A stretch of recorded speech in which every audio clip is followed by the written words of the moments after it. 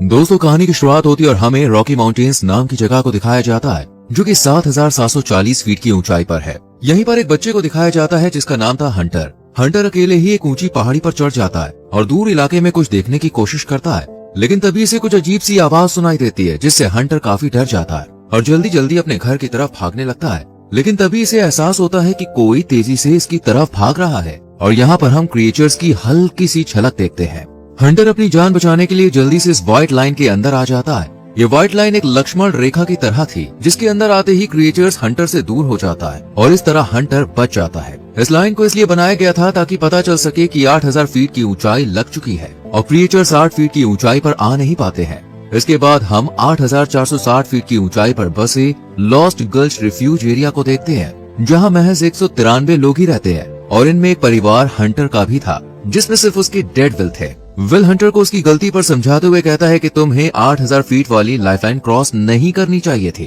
वैसे भी हंटर के लंग्स में प्रॉब्लम थी, इसलिए विल इसके लिए काफी फिक्रमंद रहता था। हंटर विल से कहता है कि मैं बस ये देखने गया था कि आसपास कोई रहता है या फिर नहीं। ये सुनकर विल इसे समझाता है कि ये सब तुम्हारे लिए ठीक नहीं है। लंग्स में प्रॉब्लम होने से तुम्हारी जान भी जा सकती है और मैं तुम्हारी माँ के बाद तुम्हें खोना नहीं चाहता हूँ। इसके बाद हम विल को एक लड़की के साथ देखते हैं जिसका नाम था कैटी। कैटी विल की वाइफ तारा की बहुत अच्छी फ्रेंड थी। विल कैटी को बताता है कि आज हंटर लाइफलाइन क्रॉस करके एल्बा फायर रोड देखने के लिए गया था। यहीं पर आखिरी बार हंटर ने अपनी माँ को भी देखा था। विल हंटर को उसकी सेफ्टी के लिए रिस्ट्रिक्टेड एरिया में ही रखना चाहता था, लेकिन कैटी उसे समझाती है कि ये इलाका उसके लिए जेल जैसा है। वो इस पूरे इलाके में इकलौता बच्चा है। इस पर विल कहता है कि हम अटैक के 3 साल बाद भी आज जिंदा हैं और हंटर को भी जिंदा रहने के लिए रूल्स फॉलो करने ही होंगे। इसके बाद हम एक लेडी को देखते हैं जिसका नाम था नीना। ये बुलेट्स निकालकर एक शील्ड पर लगातार फायर करती रहती है, लेकिन इस शील्ड पर जरा भी असर नहीं होता क्योंकि ये शील्ड असल में उन क्रिएचर्स की स्किन थी जो काफी मजबूत थी। इसी रात हंटर की तबीयत बिगड़ जाती है और उसे ब्रीदिंग खराब होने की वजह से सांस लेने में काफी दिक्कत होने लगती है, लेकिन सही टाइम पर विल हंटर को संभाल लेता है और फिल्टर को तुरंत चेंज करता है।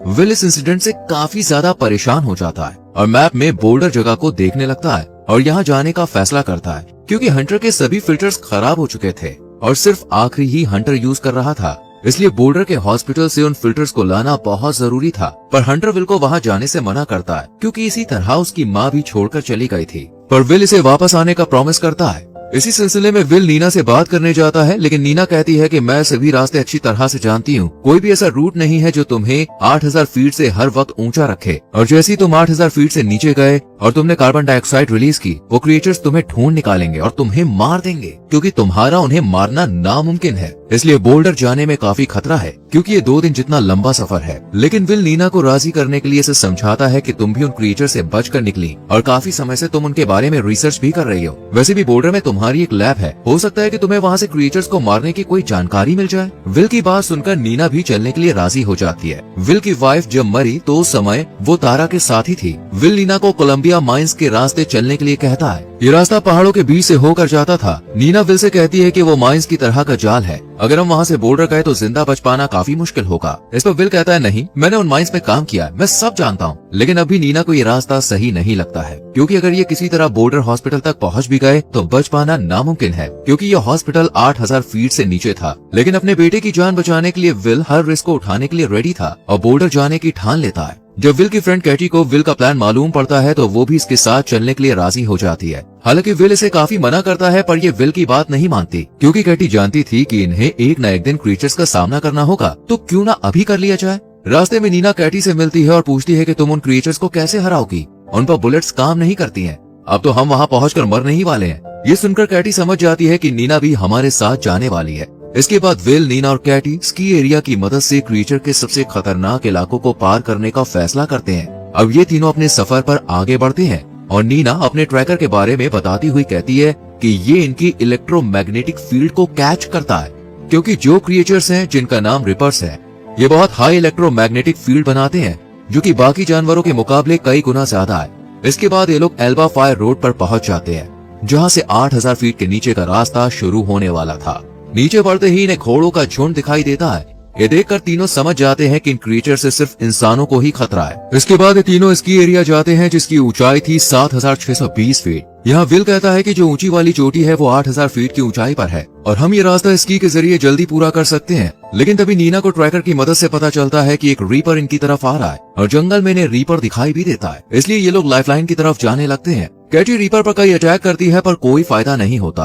ये देखकर ये तीनों जल्दी से स्की से लाइफलाइन तक पहुंचने की कोशिश करते हैं, लेकिन रीपर स्की को नुकसान पहुंचाता है। पर इनकी किस्मत अच्छी है कि ये तीनों फिर भी 8000 फीट की ऊंचाई पर पहुंच जाते हैं, पर रीपर अभी भी इसी लाइन के सामने मौजूद होते हैं। आज रात ये तीनों एक रिसोर्ट में रुकने का फैसला करते हैं और नीना इन लोगों को बताती है कि 3 साल तक रिसर्च करने के बाद मुझे ये तो कंफर्म है कि ये प्रेडेटर्स नहीं है, क्योंकि प्रेडेटर्स दूसरों की जान अपना पेट भरने के लिए ले लेते हैं, लेकिन ये रीपर सिर्फ मारते हैं, खाते नहीं। इसलिए इन्होंने बाहर निकलते ही 95% से ज्यादा आबादी को खत्म कर दिया, लेकिन खाया नहीं। कोई तो ऐसी चीज है जो इन्हें पावर देती है। जब विल अकेला बैठा होता है तो वो अपने पास्ट को याद करता है, जिसमें विल तारा को नीना के साथ बोल्डर के लैब में जाने से मना कर रहा था, क्योंकि विल का मानना था कि नीना दुनिया के पहले रीपर को मारकर पॉपुलर होना चाहती है। लेकिन तारा दुनिया को बचाने के लिए ये कदम उठाती है और नीना के साथ लैब चली जाती है। इसके बाद कहानी प्रेजेंट में घूमती है, जहाँ ये तीनों 8092 फीट पर बनी कोलोबिया माइंस में पहुंच जाते हैं। विल इन्हें बताता है कि हमें सीढ़ियों की मदद से लेवल 8 पर जाना होगा,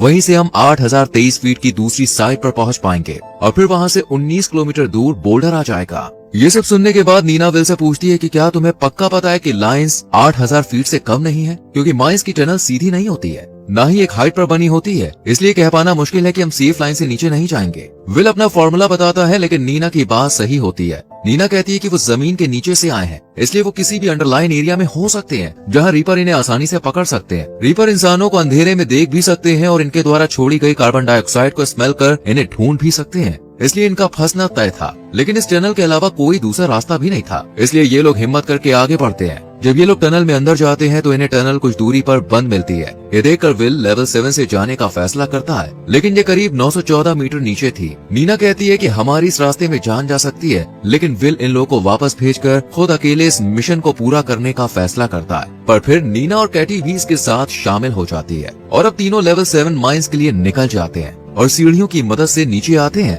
लेकिन यहाँ पहुँचते ही इन्हें एहसास होता है कि रीपर ने इन्हें देख लिया है, इसलिए ये जल्दी से अपनी टॉर्च लाइट को बंद करते हैं और तभी इन्हें एक भयानक सी आवाज सुनाई देती है, जिसके बाद ये तीनों जल्दी से माइन के एक पतले से होल में छुप जाते हैं और कार्बन डाइऑक्साइड को रोकने के लिए सांस लेना भी बंद कर देते हैं। लेकिन रीपर अपनी पूंछ में मौजूद सेंसर से इनकी ब्रीथ को सेंस करने की कोशिश करता है। यही कैटी को एक होल से लाइट नजर आती है। ये तीनों जल्दी से वहाँ फ्लेयर के धुएं से रीपर को धोखा देकर यहाँ से भाग जाते हैं, लेकिन रास्ते में दूसरा रीपर कैटी को पकड़कर अपने साथ ले जाता है और फिर ये दोनों माइन से निकलकर आज रात एक टूटे हुए घर में बिताते हैं। डिनर के वक्त नीना विल से कहती है, लैब में खास केमिकल है जो मैग्नीशियम ऑक्साइड का क्यूबिक वर्जन है, हमें उसकी जरूरत है, क्योंकि जो रीपर है वो इलेक्ट्रिकली चार्ज होते हैं और उनके शरीर में किसी तरह का एक डिफेंस मैकेनिज्म है। लेकिन अगर उस केमिकल की बुलेट पर लेप लगाकर रीपर्स पर उससे अटैक किया जाए तो इससे 1 मिलियन वॉट का रिएक्शन होगा और अनकंट्रोलेबल इंटरनल कंबस्शन के कारण उनकी मौत हो जाएगी। लेकिन ये आइडिया विल को कुछ खास पसंद नहीं आता और अगले दिन दोनों बोल्डर हॉस्पिटल पहुंच जाते हैं, जहां विल को 5th फ्लोर पर फिल्टर्स मिल जाते हैं।